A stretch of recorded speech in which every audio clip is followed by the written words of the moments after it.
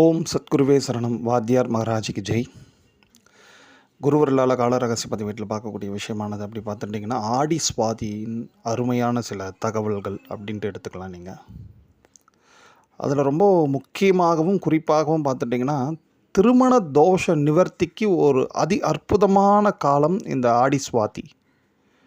இது ஆடி சுவாதிக்கு வாத்தியார் நிறைய விஷயங்கள் சொல்லியிருக்கார். குறிப்பாக இந்த மனநிலை சரியில்லாதவங்களுக்காக நம்ம பூஜை பண்ணக்கூடிய ஒரு அற்புதமான நாள் இது. அண்டு நீங்கள் மேலே பார்த்துட்டிங்கன்னா, புராணப்படி ஆடி சுவாதி வந்து சுந்தரருக்கு உரியது. சுந்தரர் வந்து கைலாயம் ஏகிய நாள் அது. அதோட இன்னும் அல்டிமேட்டாக பார்த்துட்டிங்கன்னா, அன்றைக்கி கருட பகவானோட அவதார திருநாள் வேறு இருக்குது. ஸோ இப்படி அநேக விதமான விசேஷங்கள் கூடியது தான் ஒரு ஆடி சுவாதி. பட் ஆனால் நம்ம இப்போ எடுத்திருக்கக்கூடிய விஷயம் அப்படின்ட்டு நீங்கள் எடுத்துட்டிங்கன்னா, இந்த திருமண தோஷம், திருமண தடை வந்து நீங்குவதற்கு ஒரு மிகப்பெரிய உதவி பண்ணக்கூடிய ஒரு அற்புதமான காலம்தான் இந்த ஆடி சுவாதி. அந்த நாளில் என்ன பண்ணலாம் அப்படின்ட்டு வாத்தியார் குறிப்பிட்டு சொல்கிறாரு. அப்படி பார்த்துட்டிங்கன்னா, இந்த வெள்ளீச்சரம், அதாவது சென்னையில் மயிலாப்பூரில் பக்கத்தில் இருக்குது. இந்த நம்ம கபாலீஸ்வரர் கோயில் பக்கத்தில் இருக்கக்கூடிய ஒரு இடம் தான் வெள்ளீச்சரம். அங்கே போய் நிறைய வெண்மையான மலர்களை வந்து கொடுக்க சொல்கிறார். குறிப்பாக வாசனையான மலர்கள் மீன்ஸ் மல்லியே வந்து சுவாமிக்கு கொடுக்கலாம். சுவாமிக்கு சார்த்தி மற்றவங்க சுமங்கலிகளுக்கும் தானம் பண்ணலாம்.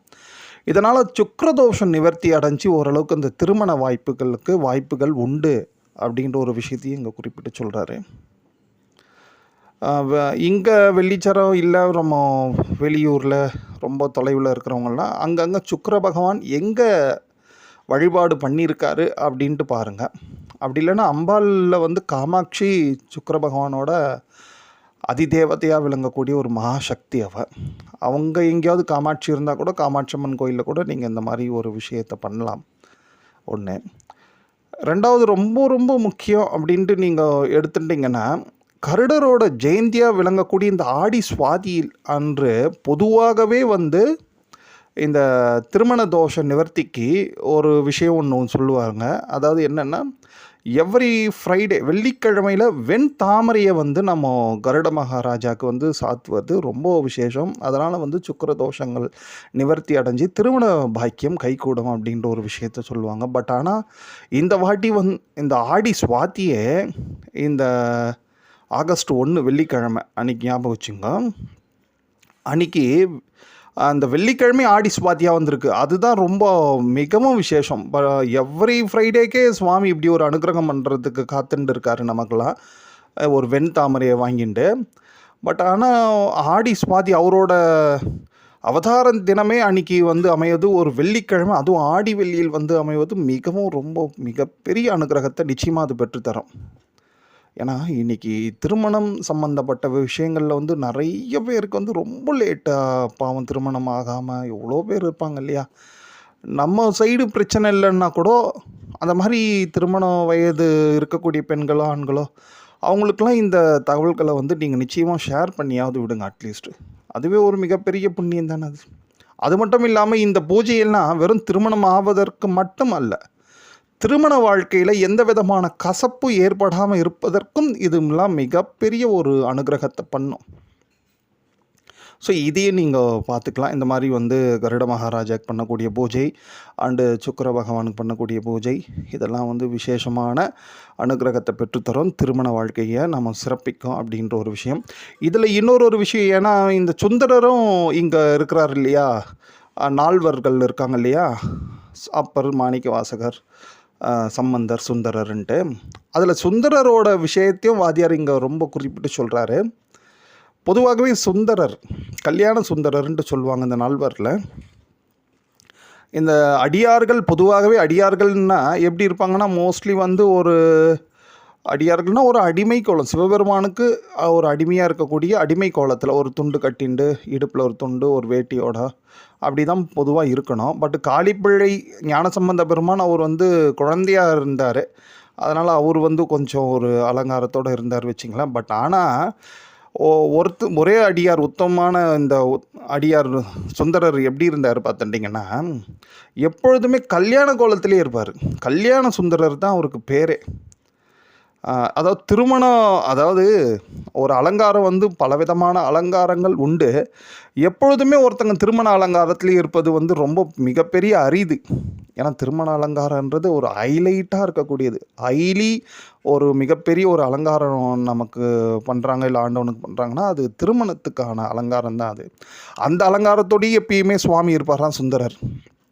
அதுக்கு காரணம் புராணத்தில் பார்த்துட்டிங்கன்னா என்ன சொல்லுவாங்கன்னா, சிவபெருமான் வந்து மீனாட்சி கல்யாணத்தில் வந்து அந்த மாப்பிள்ளை கோலத்தில் இருக்கிறச்சே அந்த கண்ணாடியில் சுவாமியோட திருவுருவத்தை பார்க்கறச்சே அவ்வளவு அழகாக அந்த கண்ணாடியில் தெரிஞ்ச உருவத்தை இவ்வளோ அழகாக இருக்கே சுந்தரர்ன்றது அழகு தான். வா சுந்தரா அப்படின்ட்டு சொல்கிறச்சே கண்ணாடியில் இருந்த உருவம் வந்தது தான் சுந்தரர். நம்ம இப்போ கல்யாண சுந்தரர் அவர் தான் சுவாமியோட நண்பர், இப்படிதான் தெரியும்.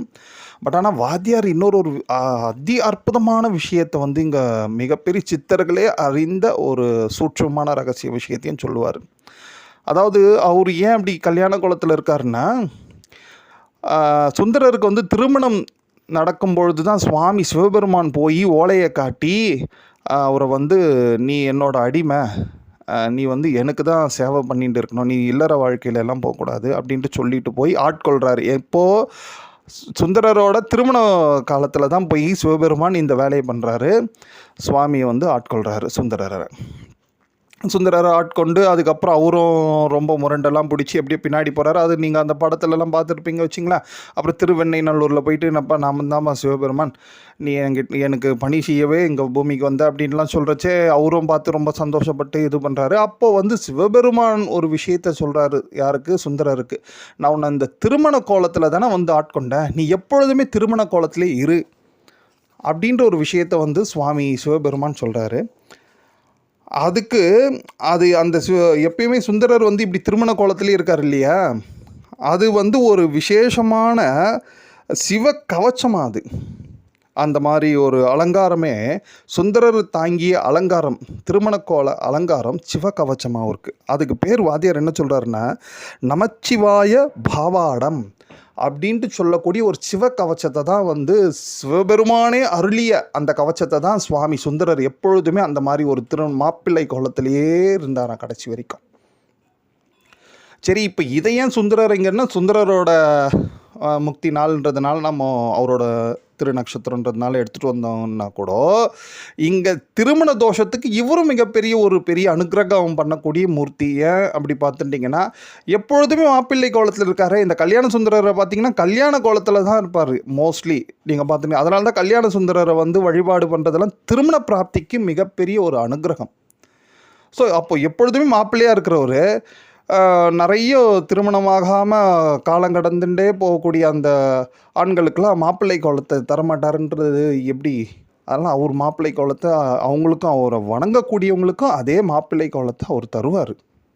ஸோ அதனால தான் இந்த ஆடி சுவாதியில் இவரையும் நாம் மனசில் நினச்சிக்கணும். முடிஞ்சால் போய் ஏதேனும் கோயில்களில் தரிசனம் பண்ணணும் அப்படின்ற ஒரு விஷயத்தை இங்கே குறிப்பிட்றோம். சரி, எவ்ரிதிங் ஓகே, இதெல்லாம் வந்து வாத்தியார் சொன்னார். அப்புறம் அந்த புராணங்கள் இருந்ததெல்லாம் பார்த்துட்டோம். ஃபைனலாக எப்பொழுதும் நம்ம கிரகங்களை பார்ப்போம் இல்லையா. கிரகங்கள் நம்ம ஒரு பூஜையை பண்ணணும்னா கிரகங்கள் வந்து நிச்சயமாக நமக்கு சப்போர்ட் பண்ணி ஹெல்ப் பண்ணால் தான் அந்த பூஜையோட 100% அந்த பலன்கள் நம்ம எடுக்க முடியும். அது ஒரு பக்கம் இருக்குது, நம்ம ஒரு பக்கம் பண்ணிட்டு போனால் கிடைக்கும், ஒரு 50 தான் எதிர்பார்க்க முடியும். ஸோ இப்போ கிரகங்கள் என்ன சொல்லுது அப்படி பார்த்துட்டா, முதல்ல இந்த ஏன் சுவாதிக்கு இவ்வளோ விசேஷம்ன்ட்டு பார்த்தீங்கன்னா, இது காலபுருஷனுக்கு 7வது வீடுன்ட்டு சொல்லக்கூடிய துலாம் ராசியில் இருக்கக்கூடியது தான் அந்த சுவாதி. இந்த 7ஆம் வீடு யார் பார்த்தா, இதுதான் வாழ்க்கை துணை. ஒருத்தங்களுக்கு இல்லற துணை அமைவது 7ஆம் வீட்டை தான் குறிக்கும் இல்லையா. ஸோ அங்கே சந்திர பகவான் சஞ்சாரம் பண்ணும் வேலையில் இந்த மாதிரி நம்ம இந்த திருமண விஷயத்துக்கான பூஜைகள், அதுக்கான பரிகாரங்கள்லாம் பண்ணுறச்சே அது சீக்கிரமாக நமக்கு ஆக்டிவேட் பண்ணி நமக்கு ஹெல்ப் பண்ணி வீட்டில் நல்லபடியாக திருமண வைபவம் நடப்பதற்குன்னு வாய்ப்புகள் உண்டு. திருமணம் ஆகாத வயசு பசங்களுக்கெல்லாம் ஒன்று. ரெண்டாவது, இதில் இன்னொரு மிகப்பெரிய ஹைலைட்டு என்னென்னா, இந்த திருமணத்தை நடத்தி சுகபோக வைபோகம்ன்ட்டு தான் சொல்லுவாங்க, போகம்ன்ட்டு தான் சொல்லுவாங்க வச்சிங்களேன். அது ஒரு திருமணன்றது அதுதானே ஒரு சந்தோஷம், மகிழ்ச்சியை கொடுக்கக்கூடிய விஷயமா இருக்கணும். எல்லாருக்குமே அப்படி தான் இருக்கணும். அதுக்குரிய முறையில் நம்மளும் நடந்துக்கணும், அது வேறு விஷயம் வச்சிங்களேன். ஸோ அப்போ இந்த மகிழ்ச்சி கொடுக்கக்கூடிய விஷயங்கள் யார் பார்த்துட்டிங்கன்னா, இதோட அதிபதிகள் சுக்கிர பகவானும் குரு பகவானும் தான். சுக்கிர பகவான் சிற்றின்பம், குரு பகவான் தான் போகம். மிகப்பெரிய போகம். அதாவது வந்து ஒருத்தங்க ஜாதகத்தில் குரு பகவான் கெட்டு போயிட்டாரு அப்படின்னா அவங்களுக்கு போகம் இல்லைன்றதை கன்ஃபார்மாக நீங்கள் சொல்லலாம்.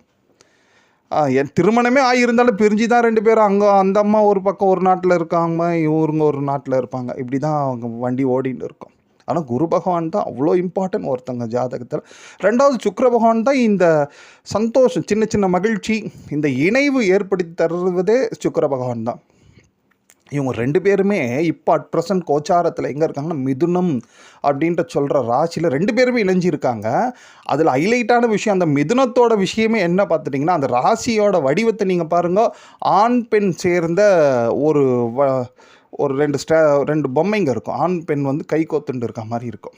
ஏன்னா அது காலபுருஷன் 3வது இடம். அதுதான் போகம், வீரியம், மகிழ்ச்சி, எல்லாத்துக்கும் வந்து வெற்றி, அந்த இடத்த குறிக்கக்கூடியது. ஸோ இந்த கிரகங்களும் நம்ம இந்த திருமண தோஷ நிவர்த்திக்கு நாம் நாளைக்கு இந்த ஆடிஸ்வாதிக்கு பண்ணக்கூடிய பூஜைகள் அனைத்துக்குமே கிரகங்களும் கூட இருந்து நமக்கு ஹெல்ப் பண்ணோன்ற ஒரு விஷயத்தையும் உங்களுக்கு இங்கே குறிப்பிட்டு சொல்கிறோம். வேறு ஒன்றும் இல்லை. கூடுதலாக முடிஞ்ச அளவுக்கு கொஞ்சம் வசதியானவங்களாம் என்ன பண்ணலான்னா, இந்த திருமணமாகாமல் இருக்கக்கூடிய ஏழ்மையாக இருக்கக்கூடியவங்க முடிஞ்ச அளவுக்கு சிறிய அளவிலாவது ஒரு ஸ்வர்ண தானத்தை பண்ண சொல்கிறார் வாத்தியார். எப்பொழுதுமே சிறிய அளவில் ஒரு அடியில் வந்து அப்படியே ஒரு 10 சவரம் போட்டு கல்யாணம் பண்ணி கொடுங்கன்னு சொல்லலை.